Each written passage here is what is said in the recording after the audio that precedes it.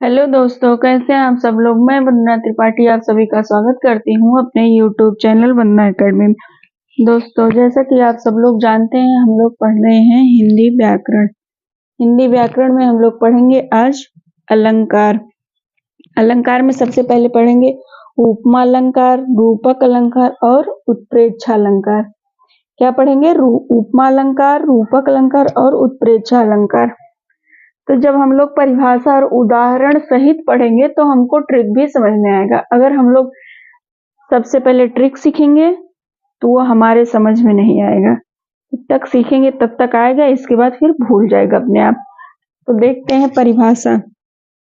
उपमा अलंकार, जहां पर किसी वस्तु की तुलना दूसरी वस्तु के रूप, रंग, गुण, धर्म या आकार के आधार पर तुलना की जाती है उसे उपमा अलंकार कहते हैं।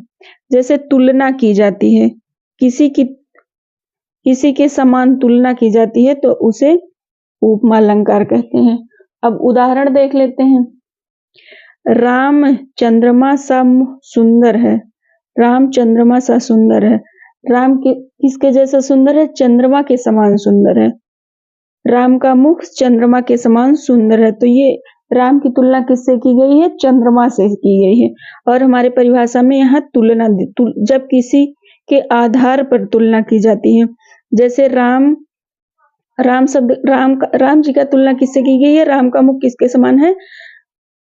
चंद्रमा के समान है। तो यहाँ पे तुलना की गई है। और दूसरा, वह शेर की तरह बहादुर है। वह मतलब कौन? वह मतलब लड़का। वह मतलब कौन? वह मतलब लड़का। लड़का शेर के समान बहादुर है, मतलब शेर से उसकी तुलना की गई है।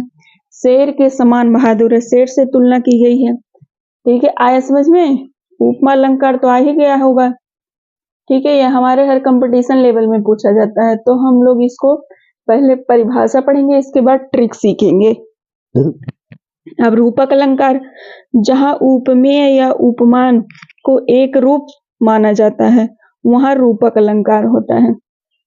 एक रूप, किसी के समान तुलना नहीं की जाती, बस एक रूप, जैसे उसके समान, किसी के समान नहीं, बस एक के समान। ठीक है, तो उदाहरण, चरण कमल बंदो हरिराई। हरि को क्या कहा गया है? हरि को कमल कहा गया है। हरि किसके समान है? हरि कमल है। बस एक रूप दे दिया गया, हरि कमल है। पायो जी मैंने राम रत्न धन पायो। ठीक है, राम जी को किसके रूप क्या कहा गया है? यहाँ लेखक ने राम को क्या कहा है? राम को धन और रतन के रूप में कहा है। तो हमारा ये रूपक अलंकार हो गया। अब उत्प्रेक्षा अलंकार देखेंगे। ठीक है, अब उत्प्रेक्षा अलंकार देखेंगे। जहां उपमेय में उपमान की संभावना प्रकट की जाए वहां उत्प्रेक्षा अलंकार होता है। इस अलंकार में मनहु, मानहु, जनहु, जानहु, मानहु जैसे शब्द का प्रयोग किया जाता है तो वहां उत्प्रेक्षा अलंकार होता है। कोई भी रहेगा वर्ड तो उसमें कोई भी पंक्ति रहेगी तो उसमें मनहु, मानव, जनहु, जानहु, मानव, अगर ये शब्द आएंगे तो आप लोग जान जाइएगा कि ये हमारा उत्प्रेक्षा अलंकार है। जैसे उदाहरण में देख लेते हैं। सिर फट गया, सिर फट गया उसका वही, मानव अरुण रंग का घड़ा हो। यहाँ देखो मानव शब्द आया है, मानव शब्द आया है, जैसे यहाँ पे लिखा गया है, जैसे यहाँ पे लिखा गया है मनहु, मानहु, जनहु, जानो। तो ये हमारा क्या हो गया? ये हमारा हो गया उत्प्रेक्षा अलंकार।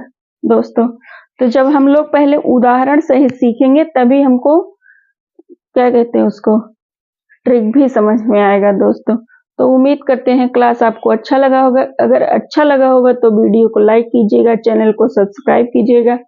थैंक यू दोस्तों।